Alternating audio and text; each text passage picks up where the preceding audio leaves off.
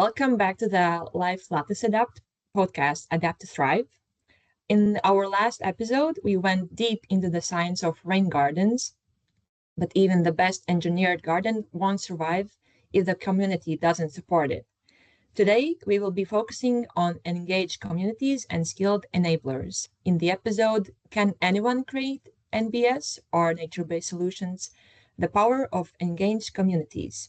To build a resilient Baltic region, we need to move from being passengers to being the molders of our green spaces. Can really anyone create NBS?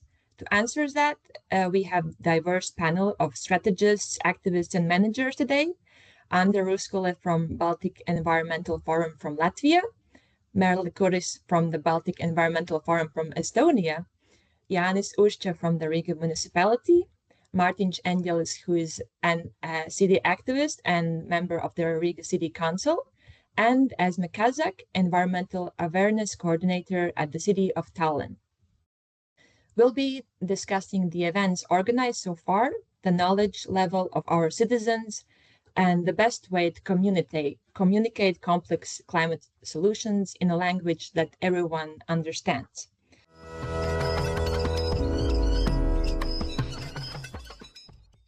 And before we dive into our guest discussions, I want our listeners to think of a city's climate resilience as a communal garden. The city council provides the land and permits, the scientists provide the seeds, but if the neighbors don't show up to the weeding and watering, the garden will never thrive. So co-creation is our gardening schedule.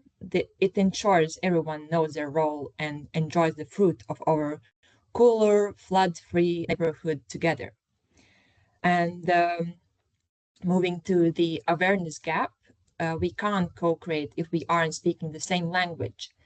We often use terms like nature-based solutions or pluvial flooding, but ecologists in other regions have found that the biggest difficulty for the public is simply understanding what NBS are. So maybe, Anda, we can start with you. From the workshops you have led, what are the biggest misconceptions inhabitants in the Baltics have about nature-based solutions? Yes, hello. So, I think that I have experienced misconceptions about this term mostly among say representatives of authorities and municipalities and even experts who have heard something about it but are not sure about definitions. I think usually it is related to very narrow interpretation of what can be considered as nature-based solution, and some people assume it should be something purely natural. Some instead that it is something made by humans involving nature, and yeah, but in fact I think that nature-based solutions are all kind of actions when we are working together with nature for solving some of our environmental or societal problems, like pluvial flooding or heat effects. So it can be as a natural grassland or floodplain, or also artificially constructed wetland. That's my point. And I think also the difficulty is understanding if we look also towards the next generation. As the saying goes, if you want to build nature-based solutions, you need children to know about nature overall. And maybe Mārtiņš, from your experience, because you work with youth involvement in urban development, do these concepts feel more natural to the younger generation? And what methods or language do you use to engage them, for example, in flood resilience? That is an interesting question and a very specific ask. We haven't talked a lot with children about flood resilience. One thing is that we've noticed, and I think that is not an issue of NBS, but that's an issue of many other aspects, is that children and youth mirror their parents and mirror their adults. So if the parents are only seeing nature as as a beauty, not as a solution, and if they're seeing bugs as a threat, not as a richness of biodiversity and a part of very important chain reaction, it is just normal, it's just logical that youth are also seeing that as a threat, at least for the very first time. And then you need to speak with them and show them and really get them into the actual situations and places and bring them to nature and spark the curiosity that's been robbed of them, to actually prove that nature can bring a lot of important things in their lives, and it's important for those important things to endure for as long as possible. So we've noticed that both as adults, I think both as parents, but also as adults, we are responsible of not limiting their perception of what nature as an importance is. We've actually seen that happening in schools when teachers and when principals are limiting places in school territory for youth to enjoy, whether that's an important tree or whether that's some lawn that they actually can't step onto. And we've noticed that it is not a decision of theirs, that is a decision of ours. So we make multiple decisions instead of youth, and that reflects on their life quality. And if we talk about floods, I think I would say that, like I said in the beginning, there hasn't been a lot of opportunities for us to talk about floods in the first place, simply because a lot of people see it as a nuisance, not as an importance. So every time there's something flooding, let's say at school or at home, we see that as a bad thing to happen. So I think the youth grow to learn that this is a bad thing to happen. And I think the more we illuminate various aspects as important, despite them being good or bad, that happen in nature as important, I think the more we can see an impact into the future, that they are making better decisions. I don't really see that it's happening. I think there are some people with knowledge that try very, very hard, but the most important aspect I think we need to focus on is probably training, parents and adults, that don't be ignorant, and then children would follow that. Of course, it's very easy with recycling. From experience, they are very good at recycling, but it is a very easy thing to do. It's very important. It's very easy to understand, but to go out there in nature where the nature feels like a threat or like a nuisance or like everything that moves is dangerous, it is much harder to provide the value in that. So I think youth are ready. They are very plastic. They can sometimes turn to worse things, and they can sometimes turn to good things, what happened in the world. But I think it's extra pressure and a needed pressure towards parents and adults in general to show the good example what to do with nature-based solutions. So yeah, that's like a very short introduction of what's been going on in the last recent years, and we don't really talk much about floods. Yeah, that was just an example, but as we see, the communication is clearly a tool for resilience in itself, and if the message is too maybe technical or complex, it can feel daunting rather than empowering. And maybe looking towards also to Estonia, Tallinn is active in environmental awareness. And Esme, how do you adapt professional terminology to the climate adaptation messages feel accessible and hopeful rather than daunting for the general public?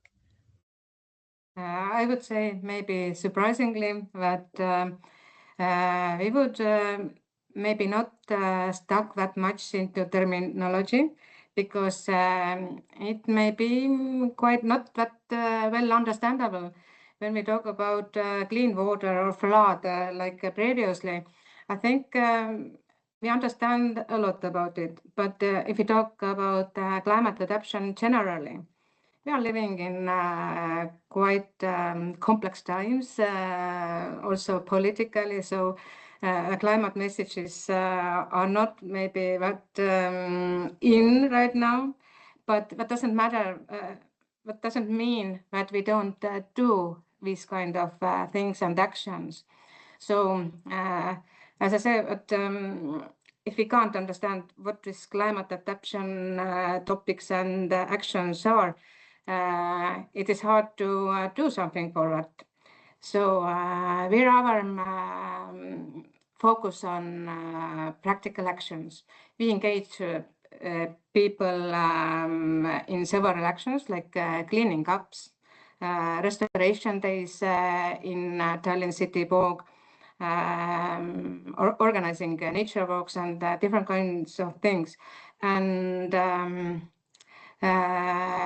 we believe that if people are doing things hands-on, they are learning on a place much better.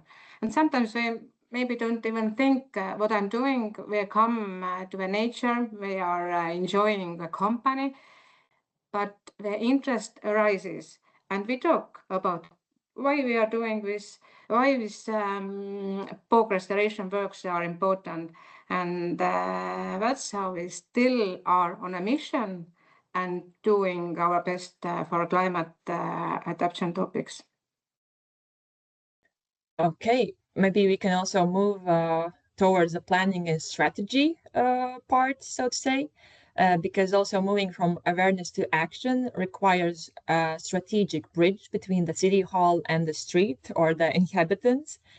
And Jānis, the project aims at mainstreaming green infrastructure into local urban planning through urban greening plans, and Riga is developing one. And how does Riga's new urban greening plan help move nature from being just pretty greenery to a standard requirement in city development? Yes, we are developing the greening plan. We're actually finalizing our first draft. It's not yet officially finalized, but we are close to that. And yeah, the plan, it will be more like an action-based plan. We can call it also a strategy for the development and management and maintenance of green infrastructure in our city. It will be first such kind of plan in this specific field in our city in Riga. But yeah, with the plan, we are emphasizing the different functions and services that urban greenery is providing. And with the plan, we are prioritizing the climate resilience rather than just focus only to the recreational or the landscape aspects of the urban greenery. In cooperation with our partners, we have done a risk assessment of our city, the climate-related risks, specifically heat island and pluvial flooding. And we have identified areas in the city that is most vulnerable to those risks. And with the plan, we are aiming to develop more green infrastructure, nature-based solutions, specifically in those areas. So, if we look practically to this, with the plan, we propose more green infrastructure projects in these areas, meaning projects like greening public spaces, including streets, also other municipal properties. Secondly, I can mention that we will provide training and guidelines and also practical support for our colleagues from different departments of our municipality, so they can better include the green infrastructure elements into their projects. So those are colleagues that are specifically working with the development design of different infrastructural projects. And also I can mention here the building regulations. We are planning to update also those to include more the compensation mechanisms for the developers for the companies that are developing new building projects that would encourage them to use more green infrastructure into their projects. Of course, we have many other measures in the plan proposed, but to sum up, I would say that the fundamental change is that with this plan, we will prioritize development of new green infrastructure in the areas that face the greatest risks related to extreme weather events caused by the climate change. I think that's the biggest kind of changes from the approaches that we had earlier. Okay, we will maybe touch the inhabitant inclusion in the making of the urban green plan in other questions, but maybe while a capital city like Riga has immense resources, smaller municipalities like Haapsalu face different challenges. Their success depends heavily on the immediate reaction of the neighbors. So Merle, as representing Haapsalu today, how has the community reacted to the demo site project? Are they ready to trade traditional drainage for green solutions? Yes, I'm actually from BEF Estonia, and we are coordinating engagement of inhabitants in the partner municipalities of the LIFE project, but the real engagement is done by the local project managers, such as Gerda in Haapsalu. Unfortunately, she could not be here today, but I have interviewed her and can say that in Haapsalu, the first meeting at the beginning of the project was very important, where the initial idea of the pilot area was introduced to the local people, and they were given the opportunity to talk about their expectations and problems. And as a result, at the request of locals, a children's sledging hill and the community square were added to the pilot area. The pilot area has been well received by the locals because the project goals of reducing stormwater flooding in residential areas, purifying stormwater naturally, and transforming the coastal wasteland into a multifunctional area, it is also in their interests. They began using the light traffic path built on the area as soon as it was completed. So the key to achieving community support is involving them. And it is also important to know the local community, who are their leaders, what communication channels work best. In Haapsalu, they have used email lists, Facebook group, community representative distributing information among locals. But Gerda said that putting printed meeting invitations in people's mailboxes actually worked best. And now in Haapsalu, there is an active group formed consisting of people with certain expert knowledge. For example, a former city architect and a biologist are part of this group. So they want to have a say in shaping the city, including green spaces and community areas. So Gerda will discuss the next steps also with them. And the plan is to involve local people also in landscaping the pilot area, because there was not enough money for this in the project. And I know that the volunteer work event with the locals is planned for 3rd of May this year, so soon. Okay. Oh, Martin has some extra question for you or for Gerda. More like a remark saying that the bigger the city doesn't mean the bigger the resources are used. Like it could be a situation that we have loads of people that are untrained. The community is huge, but they don't understand that the decisions or the rights for the city or initiative is in their hands. And also when you talk about bigger cities, you always see that prioritization wins. Roads and bridges win over nature anytime, if only there is not a nature-based lead of the city. So a big city with lots of resources doesn't always mean that these resources are used effectively.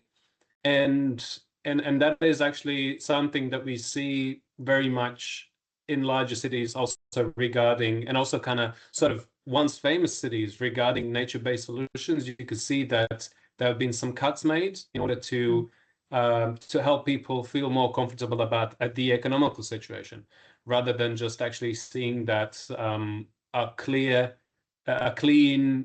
kept, resilient, and sustainable environment in city is a key for all of the other aspects, whether that's a living place or a business space.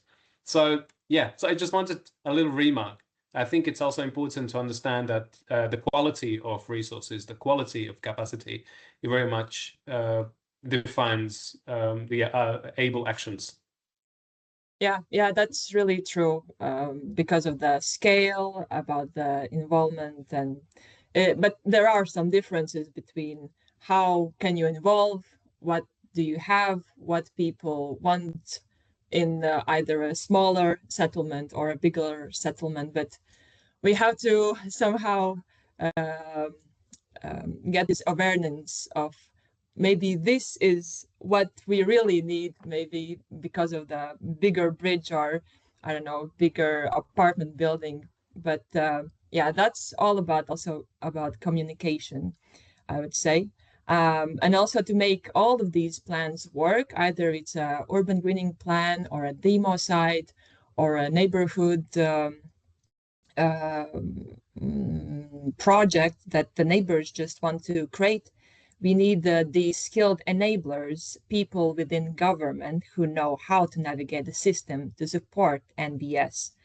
And we focus on strengthening the capacity of planners, managers, and politicians. What is maybe the single most important skill a city official needs to become an enabler of co-creation? Yeah. So first of all, co-creation that involves representation of very different interests and party sectors, starting from city government and its different departments and different professionals, and also different society groups, entrepreneurs, landowners, citizens. So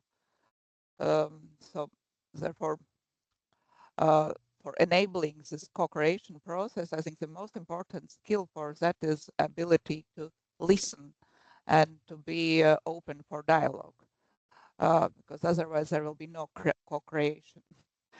And so it requires a safe space for discussion and for idea generation, and where all these perspectives and opinions are welcome. But yeah, so where they can interact with each other and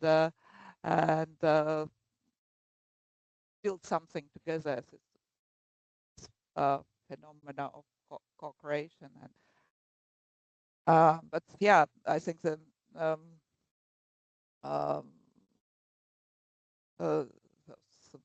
leaders of the process have to devote also enough time for preparation of this discussion, and yeah, but it doesn't mean that you need to come with very fixed agenda, which is carved in stone, that you want to achieve certain result or get a confirmation of your perspective, but you need to be prepared, but at the same time still allow this flexibility, or yeah, yeah, possibility of creating ideas and interacting. And then I would say in general we have very positive experience so far with this. So we had a co-creation workshops in our LIFE LATESTadapt project, involving various actors, starting from municipality experts and also general public and school children. And so these workshops have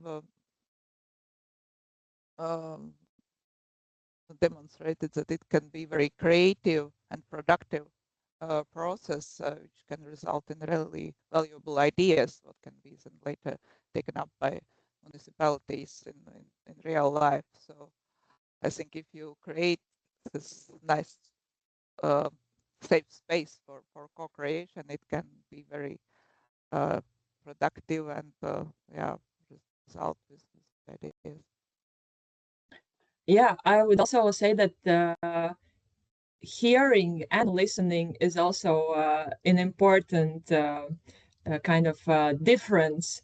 If you are just listening, what are they saying? But if you are also hearing and understanding and discussing and really implementing their ideas, then that's the real dialogue. But so also moving to the practical engagement and the methods, because planning often starts in the office but ends in the streets. This is where activists and community leaders become the molders of the environment. And in Tallinn, you have taken this quite literally with hands-on initiatives that act as a hook to get people involved. Tallinn involves citizens through biodiversity volunteering and corporate collaboration. As our community-led initiatives, the hook that makes people care about urban nature in the long term. I find it it's very well said. It is hook. This is our secret mission. When you engage practically, you can easily and much more efficiently raise awareness in a long term. And the studies also show that people are environmental aware, but they don't all the time use this knowledge. They do like it happens. So we need to remove that gap, make it smaller. So you know what is right and you act also that way. And I would especially point out this collaboration with organizations. I have found that this is a very good method to reach lots of people, because organizations, they have their own purposes to be social friendly, engagement, also with ESG topics, and we still arrange volunteering days and give a day off. Let's do something good. And sometimes they even say, we want to do something for our nature, and they come up to me and let's find something nice to do. And what is organization and groups? It is also a group of people. We are citizens, so we can reach different target groups. And the same goes with groups from schools. You may think that what they can do that much in the nature, but yes, they can do, and especially young people, because they learn so quickly and they want to know everything. So this is good form to engage people. And the more we have one special tool, we have a funding tool. So once a year, we have possibility to get funding both for community gardens, but also several nature walks, environmental education projects, and so on. And this takes us to the ground, to the communities in a place. What are they interested in? One thing is we have some agenda, but what they do, they want, and these things come together. So we have their own initiative, they love, they want to do it, and we empower it and facilitate it, and we both win from it, and they get to know better. So yes, this is a hook, and we are going on with those groups and arranging work days, restoration days, and so on. It's great to hear. Even intrigued to maybe participate in one of the events. Well, at least they sound really interesting. But also sometimes the most valuable data doesn't come from the sensors, but from the lived experience, also from volunteering or some events. And of a resident who knows exactly, for example, where the water pools are in their yard every spring, because they are living around the area, they know every corner and every problem, and maybe also some solutions. So regarding the methods, so Martin, do tools like Minecraft or storytelling help really residents of different ages visualize and draw their ideal neighborhood? Definitely. I think if the more sort of design thinking systems we have in organizing collaboration and co-designing and delegation with people, not sporadically, not sort of empirically, but with methods, with systematic approach, and with sort of sustainable way how to make people part of the solution more often, the more we can actually get a better result out of it. And like we had an example from Tallinn, from Esme. She talked about, you know, engaging with NGOs, engaging with also artists, social workers. It reminds me immediately of, as we call it, the cultural planning or social planning triangle, which is like a design method where you have city from one side, when you have people from the other, and then there's a missing link. You know, something is not connecting, and you need this sort of liaison, this mediator that helps cities understand what's going on, but also talks a human language to citizens. You know, and the more such systems we introduce into working with people, the more effectively we can actually give them a chance, an opportunity, and sort of address their rights to impact things. And I'm a strong believer of everything actually coming from the source origin. Like you said, if there's a puddle, you don't kind of guess that there's a puddle. You ask around, or you go to the actual place and find out that there is a puddle. If there's on a heat island, you don't always look for the data. You actually try to go to those places and you talk to people that are around, and you measure their life quality and their opinion on the space. And I think the very first step that we always forget, that the very first step is for the community to actually understand that it is their rights, their opportunity, and their need to take things in their own hands. Because very often we've seen that in a history of the world, that we want to make some change into a place where we have no business of making change, and it's always rejected because the community needs to make that decision. And then from that decision, we can bring in design thinking, we can bring in tools, we can find a safe space for people to exchange their ideas and thoughts and bring in more knowledge. But yeah, I think those two things go hand in hand. And very often we make mistakes when working with communities by simply trying to kind of trying to see how things are going on, whereas we actually have methods to go immediately into effective solutions or effective processes. And also very often we, like some of you said, we listen to people, but we don't hear. So there is really no impact following. And I think in recent years, in my practice, I've noticed that impact, it's something that we need to provide immediately, or at least a promise of impact. We need to provide immediately to the community, saying that we're going to fix that puddle, maybe not today, but we're going to fix it, and you can count on it, and we go towards it. Because there was a situation in the European Climate Pact Congress or forum that happened a couple of weeks ago, and I was there, and there were some youth discussions and youth panels and workshops where they talked about the need to increase the power in decision making. And I said that is a false premise. It ends well. Don't worry, it ends well.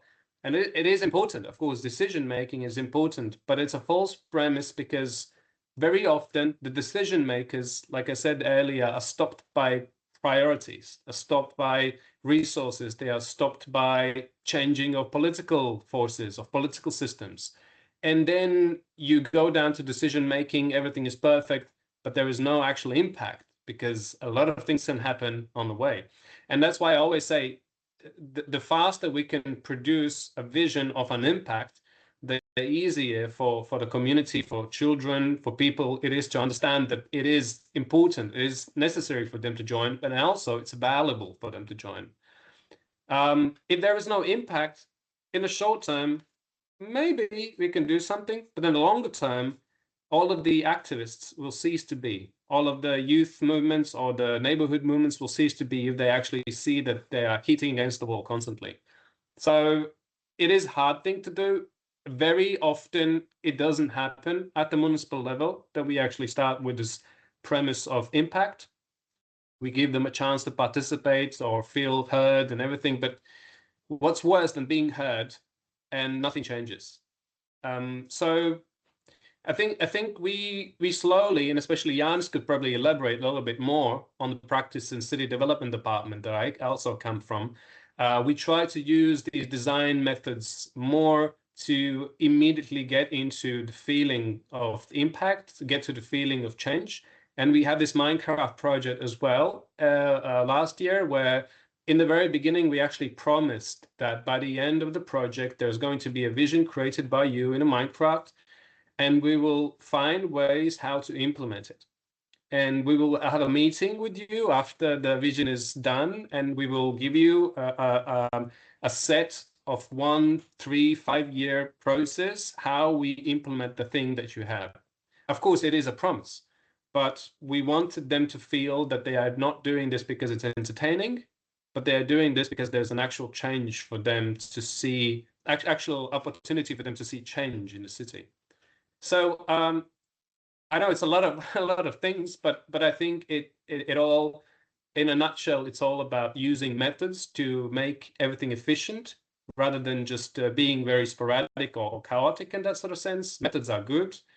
They can be a base of good and effective governing. But also another thing is the closer we can share a vision of a true impact of no matter what we do with the community, the better it is, the more interested, involved, and inspired they are.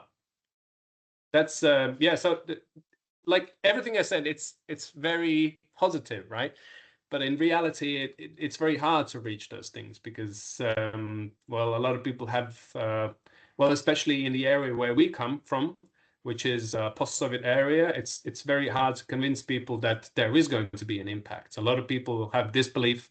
And then, like I said, this disbelief is planted into the younger generations or future generations. And it's very hard to fight that. And it is our duty to respond to it. And I think it is, yeah, just to find multiple ways how to feel the community has the rights, opportunities, and needs to actually do things on their own. And then we only support them with, like I said, tools and methods and safe places. And then we listen to them, and then we create impact. So they are always, you can find some sort of method. Some might say it's like a little bit like cheating, because every place, every situation brings in new, different approaches. But eventually we are people. We are not that different. I think all of us want to be heard, and all of us want to see good happen in the world, and then you just adapt the method to it. True. And also going from maybe the visions to the official documents, maybe Marla can comment how can we take the local knowledge and their also comments and advice from the inhabitants and also integrate it into our official mapping and planning and documents. Yes, local knowledge can provide valuable input into the municipal development plans, for example, the greening plan or climate adaptation plan. In the latest Adapt project, we also asked residents for information about where it floods after heavy rains or which places are particularly hot during heat waves. There are several options how to get information from residents. For example, through an online survey, physical meetings, or through a web-based information system, such as Anna Teada in Estonia, which means let us know, where people can inform the local government about different problems. But if you make a questionnaire and ask people to respond, then you must let the respondents know why you collect this information, where it will be used, and that it will be considered and taken into account. Otherwise, they will lose interest and stop contributing, exactly as Martin has already said. Yeah, about the physical stakeholder meetings, I think Latvian colleagues probably can say better, as they have had a successful stakeholder engagement process during development of greening plans in the frames of the LIFE project. So yes, true, because we are also moving to the stepping stones, because the cooperation isn't always easy, as we are hearing also today. Sometimes residents' desires clash with municipal limitations or scientific requirements. And so from Riga municipality, Jānis, if the community doesn't accept a plan, it risks to failing. How does Riga ensure that residents feel the ownership of these new green spaces? Yeah, from the perspective of the planning, I would comment that I think this consultation process is very important. Like, this is a very kind of simple way how to do it, but this is a very I would say important approach. We like to kind of focus to those very kind of advanced and innovative tools, but if you look to the planning process, I would say that the very basics are super important. And when we, for example, when we are developing planning documents, and also when it continues further into more detail into master plans and further to project design phases, it's very important to do the consultations in every step of those processes, and we are actually following that process, at least the part which is related to planning, and we are actually working to do the consultations also during the project design phases. But from our approach or experience, it's important to do it in two phases. First is early at the beginning of the proposed plan or project. It's very important that we understand the needs, the expectations from the society or the residents involved, so we can actually effectively include those perspectives into our plans or project designs. And then we do the second consultation phase when the solutions are drafted, and then we have somehow the feedback of the community. What are they thinking about it? And so we can change the proposed solutions if needed at the end. But yeah, the basic idea is that we do it both on the strategic level. That's more kind of the field that we are doing, but then we continue with the involvement also into the next steps, because then we go more into the detail, and maybe other groups are interested into that specific project even more. So I'd say systematic involvement and consultations. And if you look specifically to the Riga urban greening plan, then we had several workshops also within the LIFE project. Also focus groups. For example, we did it with some particularly interested groups. For example, developers, neighborhood associations. We also involved and had discussions with inhabitants, and we had in cooperation with local NGO, environmental NGO called Zaļā brīvība. We organized this climate assembly, and we were lucky that we focused thematically this climate assembly to urban greening plan. So at the very early stage of developing this plan, we actually had more than 40 recommendations from our inhabitants and to take into account while developing the plan. And that actually changed our kind of envisioned strategic approach that we had in mind at that point, and we changed it a bit. We included some other focus points. For example, we understood that inhabitants are very much interested to be more engaged, that we have to develop tools so they can more participate into the greening of the city. They want to be more educated and informed about the process. And so that was another dimension that wasn't originally kind of, we didn't thought about it at the beginning. So that could be one of examples from the strategic level. Okay, but however, we have to be honest, reaching that level of support also from the inhabitants, it often means navigating through what we call stepping stones. These are those difficult real-world moments where project survival depends on resolving a direct clash between traditional urban needs and our new green vision. And maybe Martin, because you're also a council member, what do you say to residents when there is a choice, if there is, for example, between a new parking space and a rain garden? So if there is something standard and something new that is green and innovative, that maybe people don't see the impact or the importance maybe yet so much. That is a challenging question, I would say. I think it very much depends on who are you talking to. Like when you say people, it can mean various things. And it can be a neighborhood or a group of people or community that very much understand the benefits of NBS.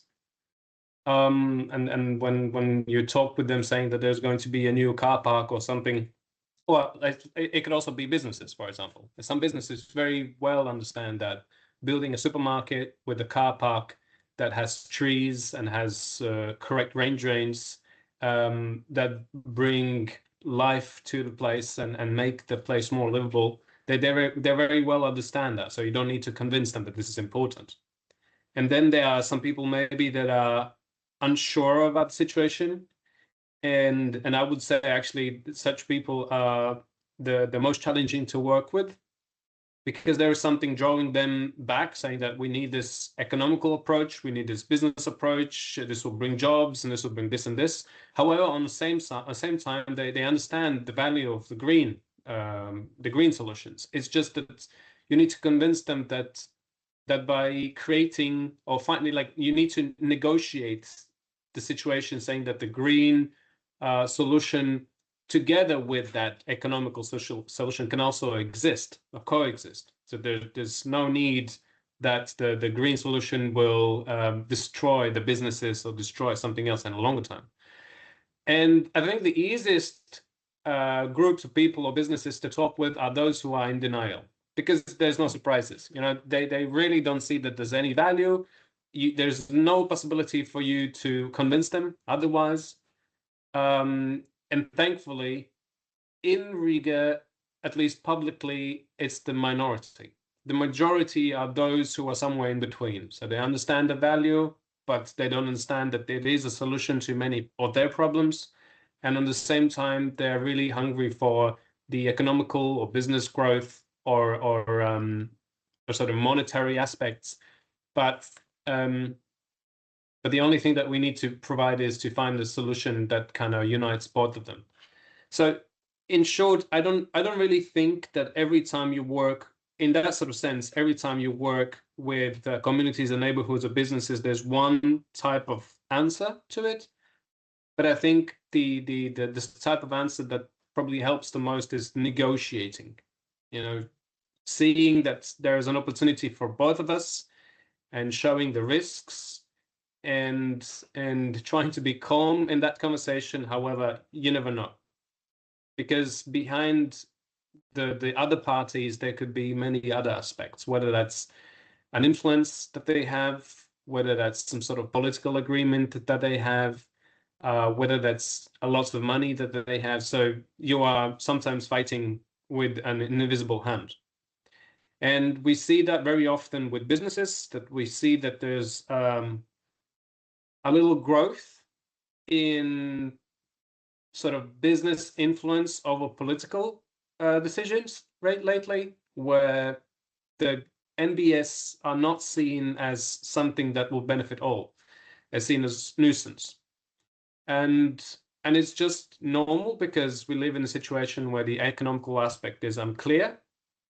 We all can agree that there is value in nature, but we need to discuss whether there is economical growth in the country or in the city. And so it becomes harder and harder to convince involved parties that there is a mutual solution. There is a mutual benefit from all of us if we find like an amalgam between the business opportunity and this NBS opportunity. So yeah, like I said, it was a very good question. In that sort of sense, if it gets professional, if it's not working with people, but if it gets professional in the sense where there are influences and unknown aspects, it gets harder to convince involved parties that nature-based solutions can be beneficiary for all of us, and actually including them. Yeah, so I wouldn't really have an answer to this, sadly. Yeah, of course, it's really specific, but I think we got the overall idea. But also thinking of the future and moving to the maybe the last discussion theme, we are looking at the legacy that lasts decades. And Esma, how can Tallinn ensure that the youth participating in student work programs today become the NBS ambassadors of the future, maybe? Yes, this is very boldly said, that all those young people could be ambassadors in the future. And we can hope that some of them may find even their career path from it, or connected to their hobby, that they will be active in the field in the future as well. But so far, as I've said several times already, the most important thing is that while we engage young people, maybe during those student work camps or work days, the most important thing is raising awareness, coping with fears. I love that Martin's also said at the beginning that youth sometimes are afraid of bugs and so on, that nature can be threatening. It's not only with young people, I think it's all the citizens. If they start to live cities and get used to all those comfortable life, we are sometimes afraid. So if we deal with this fear topics, there are lots of talked about climate anxiety. If we can give answers for several questions to young people, I think this will be a very good job for them to find the answers for their troubles and questions, so that they can make informed decisions. They are bold, and they can give their part to a better and greener world. So this is the most important thing, I guess. And also maybe for the work of these young ambassadors, maybe in the future, to be truly effective, we can't let these solutions remain as isolated pilot experiments. We need to ensure that by the time these students or already young people now are the decision makers, nature-based solutions are no longer an innovation, but a standard requirement for every municipality across the Baltics. And maybe Anda, how do we ensure that the result also from this project, from the demo sites, the urban greening plans, or co-creation events, they become the new normal for all Baltic municipalities rather than just some experiment or project that just happened and that's it? Okay, so as the saying goes, a good example is sticky.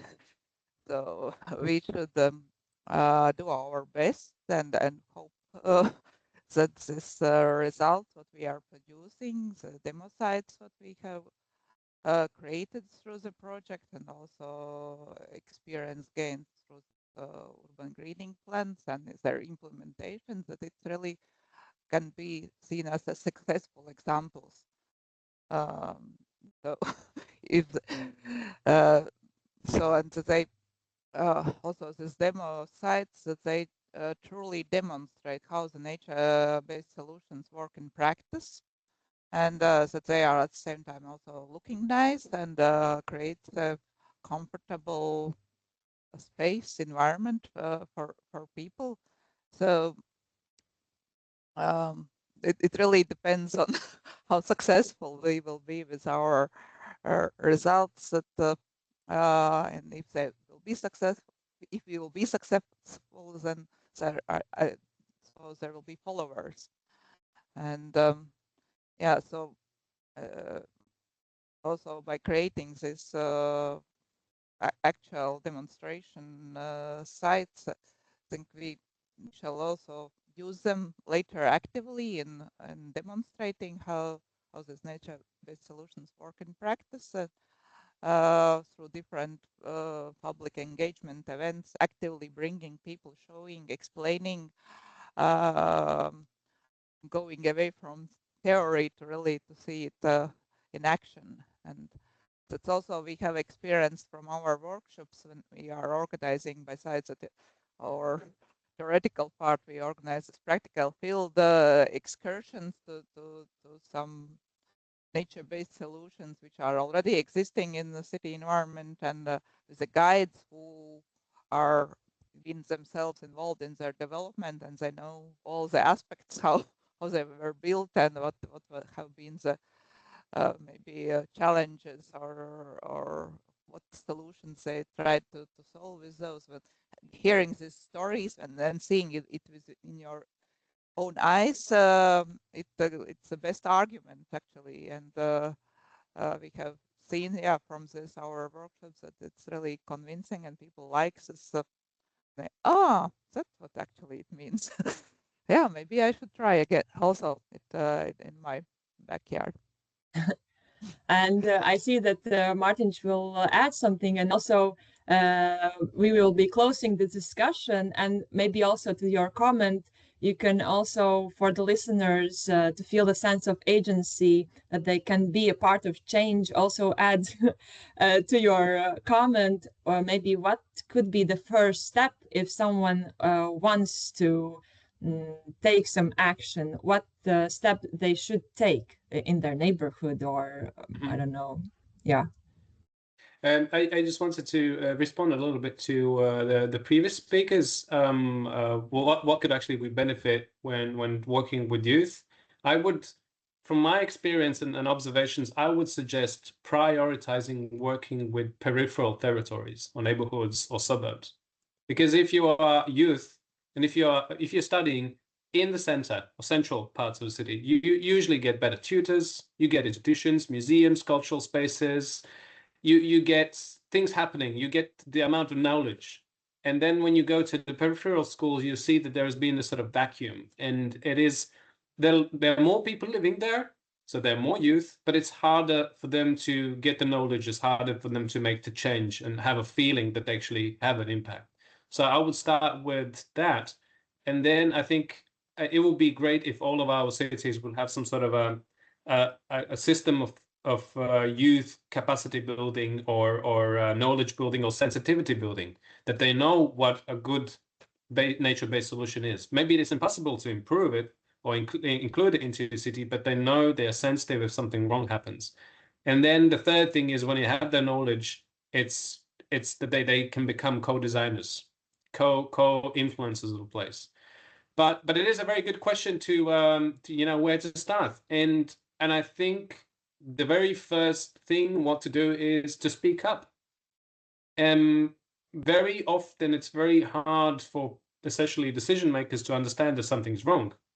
And for every citizen, I think it's their opportunity to criticize what the decision makers are doing or trying to influence what the decision makers are doing. And if there is something wrong about how the nature is treated or how species are treated in the city, I think the first thing is to speak up. And the second thing is to find peers. And within finding those peers, you can probably understand that you don't have the tools and everything, and they can be provided by many other parties. But if there is no whistleblowing, we never know there is an issue. And I think it's very hard, especially for us in the Baltics, to speak up. But I think it all begins with simply illuminating that something is wrong or something is needed. And from there, I think you can find peers and it all revolves around the change later on. That's my takeaway for this. Okay, well, thank you.